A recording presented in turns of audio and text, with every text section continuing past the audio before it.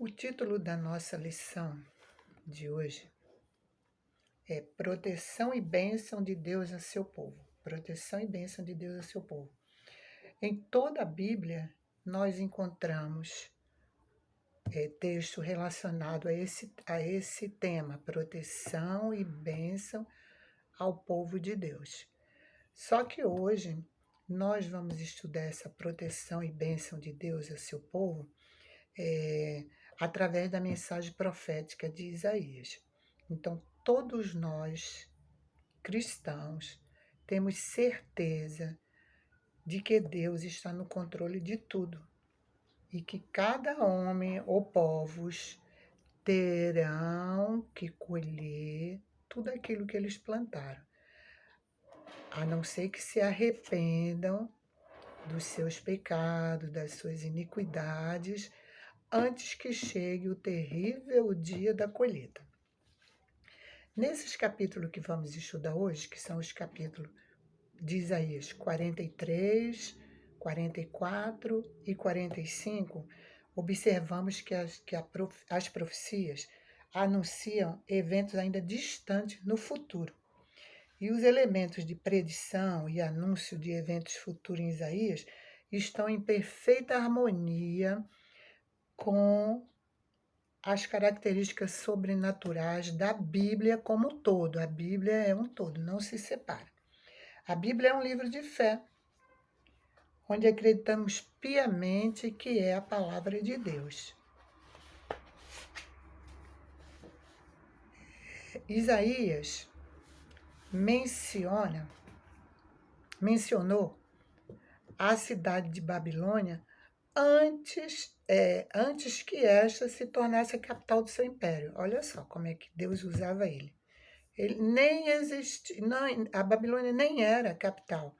Mencionou até Ciro, o rei persa que derrotou o Império Babilônico.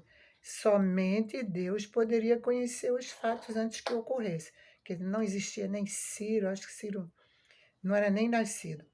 Então, isso só nos alegra, porque como é bom saber que a verdade é revelada na palavra de Deus. Então, para quem estuda a palavra de Deus, muitas coisas já aconteceram e outras estão por vir. O Deus que falou por meio de Isaías estava perfeitamente capacitado a predizer o futuro, como ainda hoje. O profeta Isaías parece fazer uma retrospectiva, parece, com a gente lendo ele, do juízo passado. Que as coisas que ele fala, parece que ele já viu tudo aquilo. A perspectiva de terror se foi e agora vem a alegria prometida. Por isso que ele é considerado o profeta messiânico, porque ele promete muita, nas profecias dele, Deus diz que virá o Messias mesmo, né? Inclusive o Ciro, que nós vamos falar, é como se fosse um protótipo, porque Ciro não salvou ninguém, mas que vai tirar aquele sufoco em cima do povo de Deus. Isaías enxerga até mesmo além do cativeiro babilônico de Judá, 100 anos à frente. As profecias dele já falam 100 anos à frente. Vê o poder da Babilônia esmagado por Ciro na Pérsia, Ciro da Pérsia. Isso a gente encontra nos capítulos 45 e 46. 45 é do nosso estudo de hoje. Enxerga além e vê a restauração de todas as coisas. Isaías já via. Em sua visão profética, contempla o final da história. No novo mundo, porque a gente espera um novo mundo, novo céu, novas terras, as coisas antigas não serão lembradas. Deus fará novas todas as coisas. Então, muitas das profecias reveladas por Deus ao profeta Isaías aconteceram depois da morte dele. Porque a gente sabe que, segundo a tradição judaica, Isaías foi martirizado pelo malvado rei Manassés. Já na Bíblia de Jerusalém, logo na introdução do livro de Isaías, encontramos o que a tradição católica afirma, que ele foi martirizado pelo rei Manassés e que foi cerrado ao meio. E nos conduz a uma referência bíblica da galeria dos heróis da fé, que se encontra em Hebreus 11:37, onde está escrito que aqueles heróis da fé eram homens que o mundo não era digno deles, pois alguns foram mortos pela espada e outros até cerrado ao meio. Então, a tradição católica diz que Isaías também foi cerrado ao meio. Então, essa introdução do nosso estudo de hoje, vamos ler também o nosso texto áureo. O texto áureo está em Isaías 43, versículo 25, que diz assim, que nós estamos falando da proteção e bênção de Deus ao seu povo. Então, o texto áureo diz o seguinte: eu mesmo sou o que apago as tuas transgressões. Por amor de mim e dos teus pecados, nem me lembro mais. Que maravilha, né? Esse é um Deus que ele perdoa quando realmente você está arrependido. E depois que ele perdoa, ele não é como nós, ele não é humano. Ele nem se lembra mais. A gente perdoa, mas não esquece. Mas não é assim. Ele nem se lembra mais. Então, Deus não exige demais dos seus escolhidos. No entanto, o povo não cumpriu sequer os requisitos mais básicos que são os 10 mandamentos que Deus deixou tudo preparadinho para o seu povo. Em vez disso, o povo de Deus deu trabalho ao Senhor com seus pecados. Passou a vê-lo como seu servo e não como seu Senhor. Então, eles queriam que Deus fizesse o que eles quisessem e não eles obedecer. Mas Deus, mesmo assim, não rompeu a sua aliança com Israel. Deus fez uma aliança com Abraão, com Isaac, com Jacó, mas o povo dele é que foi um povo infiel a Deus. O Senhor perdoou repetidamente os seus pecados. No texto, ora, a palavra transgressões pode ser traduzida como rebelião, porque o povo de Deus se rebelou de propósito, sempre imitando as nações pagãs que viviam no seu entorno. Então, eles buscavam proteção aos impérios pagãos e não ao Senhor Deus. Então, ó, só para relembrar, o povo de Judá, que a gente chama tudo de Israel, mas aqui é o Reino do Sul, o profeta Isaías, ele está no meio do povo do Reino do Sul. Ele tem liberdade de entrar no palácio. Ele viveu na época do rei Ezequias. Então, ele profetizava porque esse povo que foi escravizado 400 anos no Egito, depois Deus trouxe eles passaram pela escola do deserto 40 anos, aprendendo com Deus ali, e quando eles voltam para Jerusalém, e tem o seu estado se transformado com rei, como se fosse um país, é um país, eles começam a achar bonito aquelas os impérios pagãos. Uma vez ele pediu ajuda ao próprio Egito, a Síria, que vivia sempre em cima dele, querendo invadir, derrubar os muros, escravizar eles. Uma vez ele pediu ajuda à Síria, porque o rei do Reino do Norte, junto com o de Damasco, se juntaram e pediram ajudar para combater contra a Síria. Como Judá recusou, porque o profeta Isaías era o conselheiro do rei Ezequias. Então, isso já é no final, depois de Ezequias, quando o povo, os reis não aceitaram, Aí veio o reino do norte com Damasco e foram em cima do reino do sul. Ele, com medo, recorreu a quem? A Síria, que já tentou várias vezes derrubar ele. Então, sem contar que a idolatria do povo, o povo de Deus, ele se sentia atraído fazendo pecar contra Deus. Eles achavam que os deuses da Síria, dos outros, eram deuses poderosos e esqueciam. Então, fazia seus ídolos, adoravam, fazia tudo, adorava coisas pagãs, que isso entristecia o Senhor. Então, o escritor do estudo da nossa revista, da EBD, desse trimestre, divide o estudo de hoje em 3 tópicos. O primeiro tópico, ele diz assim: Deus conhece cada um de nós pelo próprio nome, pelo nosso nome. Deus, a gente sabe que isso é possível. Na Bíblia a gente viu lá no Gênesis, Deus vinha toda tarde conversar com Abraão. Na Bíblia não diz que ele dizia Abraão, Abraão, mas diz que ele vinha conversar com o homem. Então ele vinha conversar com ele. A gente vê no caso de Samuel. Samuel ouvia Deus chamando ele, Samuel, Samuel.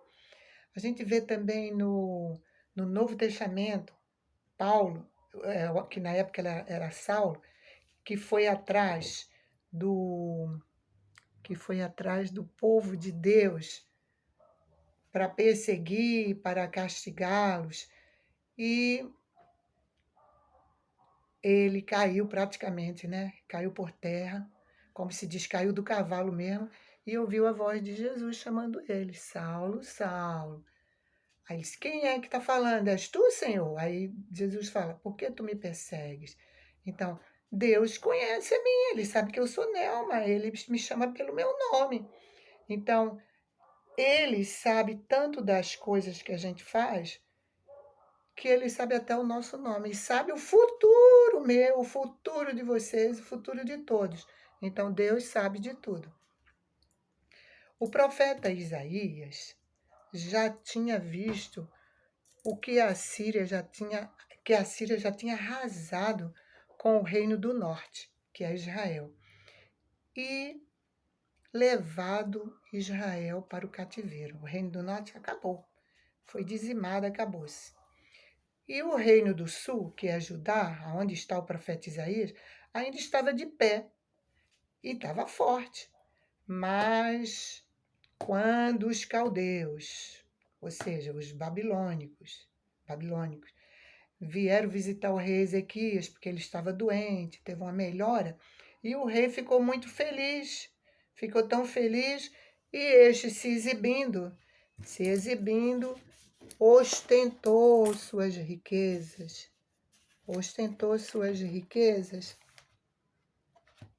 para ostentou suas riquezas, toda a riqueza de Judá, para esse pessoal que estava chegando visitar ele. Então o profeta Isaías o alertou, chamando a sua atenção por ele ter aberto todas as portas de todos os seus tesouros para um povo estranho que não conhecia. Isso se encontra em 2 Reis, capítulo 20, versículo de 13 a 18, que eu vou ler aqui, que eu acho interessante. A gente está falando do profeta Isaías, tá? Mas olha aqui, Ezequias, o rei Ezequias, que o profeta Isaías trabalhou nesse período com ele, Ezequias se agradou dos mensageiros, quer dizer, da embaixada da Babilônia que veio, ele se agradou dos mensageiros e lhe mostrou toda a casa do seu tesouro, a prata, o ouro, as especiarias, os óleos finos, o seu arsenal e tudo quanto se achava nos seus tesouros. Nenhuma coisa houve, nem em sua casa, nem em todo o seu domínio, que Ezequias não lhe mostrasse. Então Isaías, o profeta, veio ao rei Ezequias e lhe disse: que foi que aqueles homens disseram e de onde vieram a ti? Respondeu Ezequias: de uma terra longínqua, vieram da Babilônia. Perguntou ele: Que viram em tua casa? Respondeu Ezequias: Viram tudo quanto há em minha casa. Coisa nenhuma há nos meus tesouros que eu não lhes mostrasse. Então disse Isaías a Ezequias: Ouve a palavra do Senhor. Eis que virão dias em que tudo quanto houver em tua casa, com o que entesouraram teus pais até o dia de hoje, será levado para a Babilônia.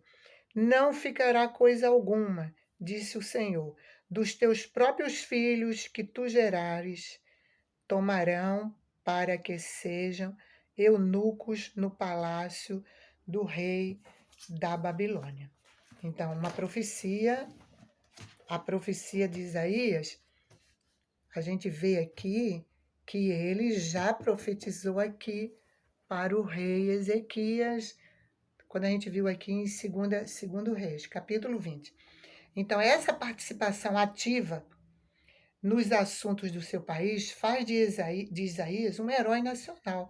Muitas investidas da Síria deram por água abaixo por causa do profeta, um homem temente a Deus, que orava a Deus e que aconselhava o povo de Judá. Deus já tinha usado o profeta Isaías como conselheiro do rei Ezequias. As investidas do Império Assírio sobre Judá, Deus protegeu e deu livramento a Judá. Agora, depois da visita da embaixada da Babilônia, o profeta, como a gente leu aqui na Bíblia, é usado por Deus para dizer que o fim era iminente. Já estava batendo as portas. E Judá iria cair e ser levado cativo à Babilônia. Deus conhecia o seu povo e sabia que muitas rebeliões viriam. Quando o rei Ezequias morreu, subiu ao trono de Judá o seu filho, o malvado Manassés, o mesmo que o mandou matar o profeta Isaías. Depois de Manassés vieram outros ao trono, eram filhos, sempre passava de pai para filhos, até que foram levados cativos para a Babilônia. Chegou a hora da colheita de cada um que plantou a iniquidade. Deus conhece cada um e sabe até o que fazemos em oculto, sabe até o nosso nome, como diz o título do primeiro tópico. Então, às vezes, eu posso me esconder dos irmãos da igreja, às vezes o pastor não sabe nada da minha vida, mas Deus sabe tudo e tudo ele vai requerer. Então, nós temos que ter certeza que nós adoramos a um Deus vivo. Não é um Deus, não é um ídolo qualquer, é o Deus vivo. E isso os cristãos sabem, que Deus sabe o que a gente faz em oculto, e até o nosso nome ele sabe. No segundo tópico da nossa revista, o autor deu o título de A Soberania de Deus. Então, Deus perfeitíssimo, quando trouxe o povo do Egito, que foi vagar 40 anos pela escola do deserto, que aquele foi uma escola onde eles aprenderam muitas coisas, aprenderam a se tornar uma nação ali. Então, Deus preparou os 10 mandamentos, entregou a Moisés, que foi o libertador deles, que trouxe eles, subiu ao Monte Sinai e recebeu os 10 mandamentos. E no capítulo 20 de Êxodo, que está os 10 mandamentos, que nós podemos ler, no capítulo 20, no versículo 3 e 4, a primeira parte do 4, encontramos o primeiro mandamento. Veja bem, a soberania de Deus. O primeiro mandamento diz: Não terás outros deuses diante de mim. Deus falando para ele, olha bem. No segundo mandamento é: Não farás para ti imagem de escultura. E ainda diz mais, nem das coisas que estão no céu, nem na terra, nem embaixo da terra. Mas só esses dois aí, a gente já vê como o povo de Deus tropeçou, né? Então Deus preparou tudo para que o seu povo trilhasse por caminhos perfeitos, mas a humanidade é de dura cerviz e desobediente. Então ela não baixa o pescoço de jeito nenhum, não se inclina, ela é arrogante e desobedece. Então, no capítulo 44 de Isaías, que é um capítulo clássico, que trata da loucura e da insanidade da idolatria. Então, esse capítulo 4, ele é clássico sobre isso. Então, no versículo 6, o 44, 6, diz assim: Assim diz o Senhor, Rei de Israel, seu Redentor, o Senhor dos Exércitos. Eu sou o primeiro, eu sou o último, e além de mim não há Deus. Então, repetindo, assim diz o Senhor, Rei de Israel. Israel, seu Redentor, o Senhor dos Exércitos. Quer dizer, não tem mais nada. Eu sou o Senhor dos Exércitos. Eu sou o primeiro, eu sou o último, e além de mim não há Deus. Então, para que eu me curvar diante de ídolos? Se Deus é suficiente, Ele é o primeiro, é o último e não existe outro, não tem nenhum além dele. Então, o profeta Isaías combatia muito os artífices de imagens esculpidas, as quais se tornavam objetos de adoração, como se fossem deuses. Então, o Isaías diz: todos os artífices de imagem de escultura são nada, e as suas coisas preferidas são de nenhum préstimo. Eles mesmos são testemunhas de que elas nada veem, nada entendem, e para que eles sejam confundidos. Então, quem formaria um Deus ou fundiria uma imagem de escultura que é de nenhum préstimo? Isso está em Isaías 44, versículo 9 e 10. Quem faria um Deus, ou esculpido ou fundido, que não serviria de nada e que o próprio artífice ou artesão sabia, ele próprio é a testemunha que aquilo de nada servia, porque quem era ele para fazer um Deus? Então o profeta Isaías combatia muito isso. Hoje em dia, no nosso meio, além das imagens esculpidas ou de fundição, há também os ídolos modernos que contrastam com Deus. Olha, os ídolos de fundição ou esculpido existem. A gente vê muita gente pagando promessa, se arrastando, andando de joelho, sofrendo no frio, na fome, viajam de um estado ao outro, tratando aqueles ídolos como se fossem deuses. E eles continuam nesse pecado de idolatria. Quando eu era criança, minha professora, que eu estudava na escola católica, que ficava dentro do terreno de uma igreja católica. Isso era em Recife. Meu pai era evangélico e eles sabiam que meu pai não permitia, porque a gente tinha uma carteirinha que tinha que ter um carimbo de ir todo domingo na missa. Como é que a gente iria à missa se a gente estava na escola dominical, na nossa igreja batista, em Recife? Então, meu pai foi lá e discutiu com eles e eles respeitavam. Então, eu, criança, não sabia de nada, a minha professora vinha fazer pergunta para mim e eu dizia, mas vocês. Ela dizia que era igual aos evangélicos, que as aulas de religião eram dentro da igreja católica. Aí eu dizia que não era igual, que eles adoravam ídolos, que meu pai dizia que eles adoravam as estátuas. Ela dizia, não, nada disso. Você não tem retrato da sua mãe, do seu pai, da sua família? Aquilo ali são retratos dos santos. Nós não adoramos as estátuas, quer dizer, mas adorava a pessoa, quer dizer, que não era Deus, eles adoravam aqueles ídolos. Na realidade, eles personificavam, eles traduziam, faziam a forma, mas eles acreditavam naquilo. Então eu nunca debatia com ela, mas guardei isso comigo, que ela dizia que aquilo era apenas retrato. Porque ela dizia se eu tinha um retrato da minha mãe, porque minha mãe existia. Então, para elas, aquelas estátuas eram deuses, sim. A estátua não, mas a quem a estátua representava eram deuses, sim. Então, hoje em dia, quer dizer, eu já tenho já estou com a idade avançada, mas hoje em dia ainda existe gente, sim, que vai para as igrejas nesses dias. Quando eu dava aula, tinha criança, coitada, que ia para a igreja de Jorge, lá em Quintino, e trazia flores de plástico e dizia: Ó, tia, minha mãe mandou para a senhora. Eu dizia: querida, eu sou crente, que eles entendem como crente. Sou crente, mas mesmo assim, muito obrigada, tá? Deixava em cima da mesa, quando acabava o expediente, eu jogava fora. Mas traziam com carinho, como aquilo se fosse me proteger de alguma coisa. Então, hoje, além desses ídolos, tem os ídolos modernos que contrastam com Deus. Contrastam com Deus. Tem contraste com Deus. Todas as várias formas de idolatria moderna, as idolatrias de hoje, têm uma coisa em seu núcleo, uma coisa comum. Todas elas giram em torno desse núcleo, que é o eu do ser humano, o eu. Então, exemplo dessas idolatrias é o materialismo.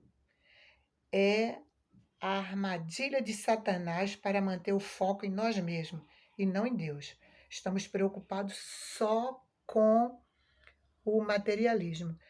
Eu já ouvi gente dizer assim: olha, o meu Deus é o meu dinheiro. Eu não quero saber de nada. Eu quero é o meu dinheiro. Por isso que eu trabalho, através do meu dinheiro é que eu consigo tudo. Que vou ficar atrás de igreja, atrás de pastor, atrás de irmão. O meu dinheiro é o meu Deus. Então, isso é a idolatria de hoje, que o dinheiro está avançando. Então, isso aí Satanás usa para manter o foco em nós mesmos e não em Deus. Não sabendo que o dinheiro abençoado faz tanta bênção, o dinheiro, aquela história de o pouco com Deus é muito, e às vezes o muito, como muitas pessoas ricas dedicadas à obra de Deus, como a gente já estudou aí, o dono da Colgate, que mantém mais de 1.000 missionários, a empresa dele, né? Colgate. Então, o dinheiro pode ser, ele é abençoado, mas não para ser idolatrado. O dinheiro não é ídolo, como Jesus falou no Novo Testamento. Nós não podemos adorar a Deus e a Mamon, que era o Deus do dinheiro, ao mesmo tempo. Não podemos. Nós podemos adorar a Deus e usar o dinheiro para o nosso benefício, mas não ter ele em primeiro lugar como se fosse um Deus.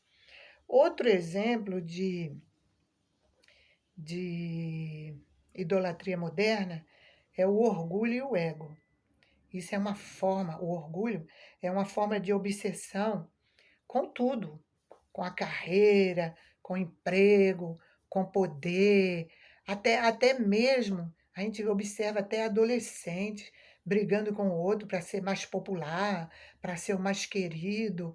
Esse orgulho, esse ego de eu sou maior, eu sou melhor, e às vezes tem um emprego bom, tem uma carreira boa, mas eu não vou querer esse aqui porque não aparece muito.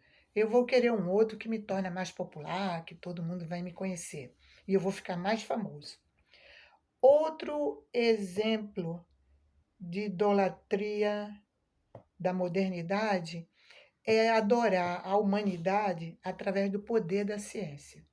Olha, a ciência é dada por Deus. A gente vê no Novo Testamento o discípulo chamado Lucas, ele era médico, só que a medicina daquela época não é a mesma medicina de hoje, porque a ciência vai evoluindo, né? A ciência evolui, e às vezes por se multiplicar muito, o amor de muito vai esfriar.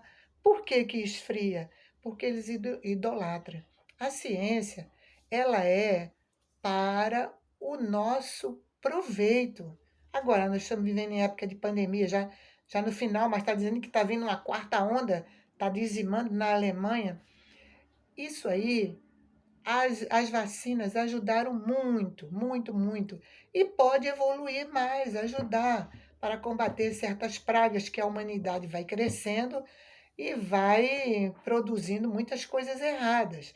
Então, não podemos idolatrar a ciência ou o cientista como se fosse um Deus, mas que podemos fazer o uso da ciência para o nosso proveito e não para idolatrar.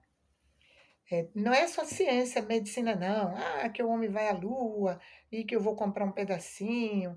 E a gente sabe que isso de nada vai adiantar, né? Outra coisa que nós abraçamos, eu vou só falar para os irmãos que na Grécia Antiga tinha um panteão de deuses, um grupo de deuses, né? Que Roma também tinha o dela. Entre eles, até o imperador era Deus também, tinha que ser adorado.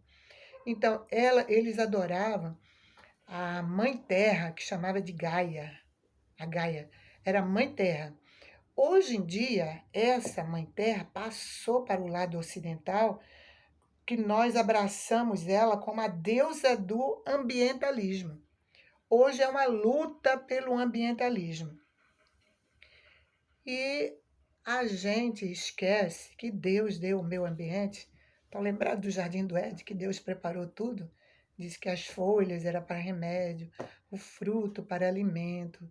Deus fez tudo. Quando Abraão desobedeceu, que foi expulso, Deus disse que ele ia comer do suor da testa dele, que ele ia lavrar a terra, ele ia lavrar. Então, hoje, para você, com a população mundial muito grande, para se lavrar a terra, tem que avançar os espaços. Então, às vezes, algumas florestas são derrubadas para o plantio de cereal, por exemplo. Então, a gente vê que o índio, ele preserva a terra dele, mas ele também cultiva a mandioca, o milho, as hortaliças. Então, nós precisamos do meio ambiente que Deus nos deu, mas eu não vou adorar essa deusa do ambientalismo. Então, e eles utilizam-se disso para fazer política, fazer guerra, porque se eu tiver, por exemplo, se eu morasse no Pantanal e a minha família tivesse com fome e eu não tivesse o que comer, eu poderia muito bem matar uma onça e comer como as pessoas de lá fazem, mata e come uma onça. Então, não pode porque está em extinção, mas nós não vamos matar por prazer, nem fazer esporte de caça. Vamos matar por necessidade de comer e não porque eu tenho que adorar o meio ambiente. Outra coisa, nós nos enganamos. Sim, mas eu queria falar uma coisa também. A Igreja Católica, na Amazônia, houve um congresso esse ano lá no Vaticano, eles levaram uma, uma estátua de madeira, que era uma índia assim ajoelhada e grávida, que é Pachamama. Aí a Igreja Católica pegou esse ídolo dos índios, que se chama Pachamama, disse, eles estão dizendo lá que é a mãe deles lá, disse que isso é a Nossa Senhora dos índios, e levou lá para o Vaticano para ver se isso era canonizado, sei lá, que virava uma coisa oficial. E muitos dos que estavam lá, inclusive brasileiros, não gostaram e roubaram a estátua e jogaram lá dentro de um canal. Então, veja bem onde é que vai chegando a humanidade, voltando, está regredindo. Então, e nós nos enganamos por pensar que podemos preservar a terra indefinidamente, apesar de Deus ter declarado que a terra tem uma vida útil. Ela vai ter uma vida útil limitada e vai durar apenas até o fim dos tempos. Como diz em 2 Pedro, deixa eu ver aqui. 2 Pedro, capítulo 3, os versículos de 10 a 13, é muito interessante, eu vou ler aqui para vocês. Diz assim, para provar que a terra tem vida útil limitada. Virá, entretanto, como ladrão, o dia do Senhor, no qual os céus passarão com estrepitoso estrondo, e os elementos se desfarão abrasados. Também a terra e as obras que nelas existem serão atingidas. Então, visto que todas essas coisas hão de ser assim desfeitas, deveis ser tais como os que vivem em santo procedimento e piedade, esperando e apressando a vinda do dia de Deus, por causa da qual os céus incendiados serão desfeitos e os elementos abrasados se derreterão. Nós, porém, os salvos em Cristo Jesus, nós, porém, segundo a sua promessa, esperamos novos céus e nova terra, nos quais habita a justiça, como Apocalipse 21 fala sobre isso, tá bom? Então, o Senhor está no controle da história, é o terceiro tópico. A Bíblia apresenta o Senhor como Deus vivo e eterno, que não somente anuncia o futuro, mas age para que os eventos previstos se tornem realidade. Então, não há nada de impossível na descrição profética de um dia que ainda está diante do profeta no futuro. Afinal, é Deus quem fala por meio dele. Então, iam passar 100 anos antes que a Babilônia levasse Judá para o cativeiro, assim como o rei Sargão da Síria já tinha levado Israel, e dessa mesma forma que o profeta Isaías fala do rei Ciro, no capítulo 44. Nessa época, Judá ainda nem tinha ido ao cativeiro babilônico. E o rei Ciro, o rei do Império da Pérsia, nem existia, mas que Deus fez com que existisse e liderou a queda do Império Babilônico. E Deus cumpriu o que está escrito nos capítulos finais do livro de Isaías. Então, quem estuda a Bíblia sabe o quanto o rei Ciro foi importante para o povo de Deus no retorno do cativeiro babilônico para Jerusalém. Então, vale a pena obedecermos ao nosso Deus vivo, único e verdadeiro. Irmão, então vamos encerrar agora e que Deus nos abençoe e possamos aplicar todos esses nossos conhecimentos em nossas vidas.